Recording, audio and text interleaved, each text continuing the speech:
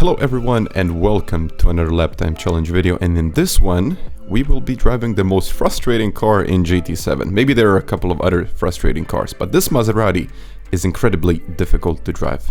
And at the time I posted this video, it's 2:10.9, which is the world record, which is absolutely insane lap time. And of course we need to reach the gold here, which is standing at about 2:14.9. I think it's going to drop a little bit, but I don't think it's going to be that difficult to get it. So my lap times, let's say, didn't really do that well in the first, let's say, a couple of laps. I would say about half an hour. I was constantly spinning out. This car was incredibly difficult to handle, and a couple of things that I realized later was that you need to straighten up the car before you put the power down, and when you brake it just has to be in the straight line, otherwise the car is just gonna move, so you're not gonna be able to carry the speed. Nothing, I mean, basically it's so frustrating if you don't know how to drive it. So I'll just explain what I did, and you can see once again a prime example of what happens when the car is sliding. It literally cannot stop. So it doesn't matter where you brake, it just matters how you brake. Actually, it matters when you brake, but it's the most important part, I would say, how you brake. So yes, as you can see, I actually did a 13.3, which was okay lap time, but then it hit me. So here, this is our first braking point in between the 100 and the 150. I usually use that pole on the right side. And almost as you're turning in, you need to downshift in second gear. I think avoiding this curb can help you with, let's say, a better exit. But the most important thing, like I always said, it's straightening up the car before you fully put the power down. Otherwise, for example, if the car is sliding, you will not be able to carry the speed and the car will be sliding all around the place. So keep that in mind. Here, 150, but it's actually 160 where I brake a little bit before this sign. Not too much, but just about enough so you don't exactly brake at the 150. 50 meters means, of course, turning. Downshifting in third, but you can actually downshift into, let's say, second gear. I can say that third is okay. It's stable. I would leave it at third. But here, okay, this now is, I believe, the most important part in this whole section.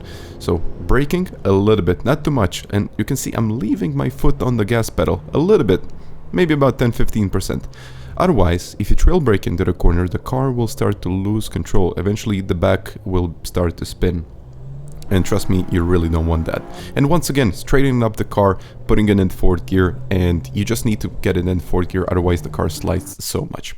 And by the time I'm entering, let's say, this whole section, or the uphill section right now, I try to go as close as possible to the curb, but I need to tap the brakes slightly. So once again, straighten up the car, and now it becomes the part where I think I lost the most time. So a little bit of braking going in. I don't have the reference, just need to maintain speed and need to carry, I would say, a lot of that, but in general you don't want the car to spin out, so keep it under control whatever you do, and putting a little bit of power down will help. Something like here, you can see that the power is going down already. If the car starts losing control, if you can see that the car is kind of losing it, put the power down and it's going to stabilize the back end. But here now you can see where this grass ends. This is the usual braking point. I think this is a little bit too early, but you can brake a little later. And once again, I had to save the car here, but straight up braking, that's it. So don't turn and brake in this section, otherwise the back will once again get very loose and you will lose the car. Third gear on the way out, once again straighten up the car, and there we go in fourth gear. This kind of helped me to avoid one gear shift, so upshifting into fourth will eventually make the car more stable and just better to drive. Here, this is where I try to get about 50%, and then when to straighten up the car, you brake. Third gear, second gear, just to get the rotation, but third gear on the way out. As you can see, it's going about 60-70%, straightening up the car, and there we go. So once again, I think I lost a little bit of time doing so, but in the end, I think it was good. So I don't think it's perfect, but at 12, 2.12 is definitely gonna get you the gold. So once again, I will explain the thing that frustrates me the most about this car is loose backend. Here, the marshals, this is where you brake. I think you can brake a little bit later, but look at the power going down. So about 10-15% just to stabilize the back end. Once again, getting it to 50, and then it's turning. So turning starts at about 50. I missed the apex slightly, but it was good enough to carry the speed, and it was actually good enough to stop the car. Once again, 4th gear, just to avoid that wheel spin, and we should be good to go until the next braking point, which is the last braking point, 130. So in between the 150 and 100, I would say closer to 130 than to 125. Brake in the straight line. When the grass ends, you turn in 2nd and prepare the car already in 3rd gear. Just be careful not to put the power down too soon, otherwise the car will lose that back end. It was just gonna slide so much. So it was a 12.3, guys, and I think at this point it was a very good lap time. And in the end, I also wanted to see what are the main differences between me and the first guy in the world. So Andrew did an amazing lap time, a sub 11. I think this is gonna go down even further, but you can see how much more speed he's actually taken into some of the turns. Especially, I will talk about the downhill section, and we can of course talk about how he positions the car. Once again, he's in 2nd a lot quicker, so I'm actually not even in 2nd. So he's downshifting way more. Well, it's actually much earlier. I don't think it's even aggressive. It's just way earlier than I'm doing it. 2nd, then 3rd. You're upshifting into 3rd just to stabilize the car, and then 4th on the way out. He's still carrying the speed, still maintaining it. We're kind of okay here. I'm actually matching his pace.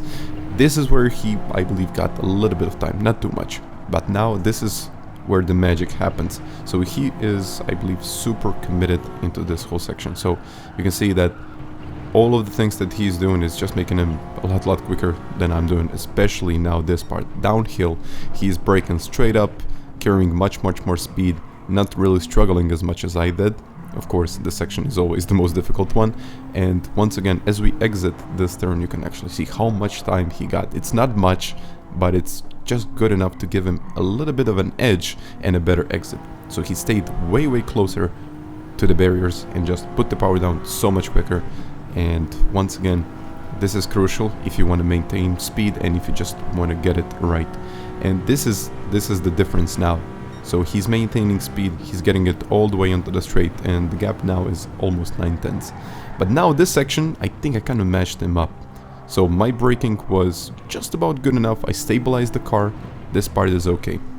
So this just indicates that you can try to kind of get more speed. You can be more aggressive in some areas, but in the others you have to be very careful just to get that gold medal. So 3rd gear on the way out, he's putting the power down much sooner, and eventually the gap is pretty significant, almost 1.3, 1.4 seconds.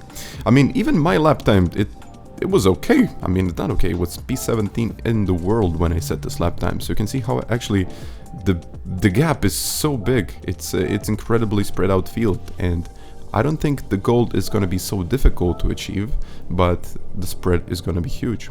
So guys, once again, if you enjoyed this video, you can subscribe, or you can like this video, or you can do both. But yeah, I'm going to leave that to you. So I hope you enjoyed, and until the next time, bye.